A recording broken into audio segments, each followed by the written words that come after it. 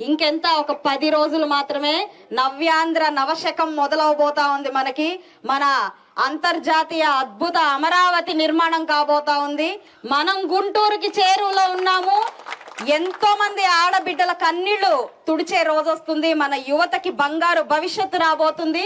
ఈ ఉత్సాహంతో, ఆనందంతో, ఈ దృఢ నమ్మకంతో మనందరం ముందుకు వెళ్దాం. ఈ 10 రోజులు అమ్మ చెప్పినట్టు నిర్విరామంగా కృషి చేద్దాము. సాధించుకుందాం. మనం అద్భుతమైన బంగారు భవితని దగ్గరుండి సాధించుకుందాం. ఇక రాష్ట్రంలో మన గుంటూరు పశ్చిమ నియోజకవర్గం ది బెస్ట్ లాగా, ఒక మోడల్ లాగా తయారు చేసుకుందాం.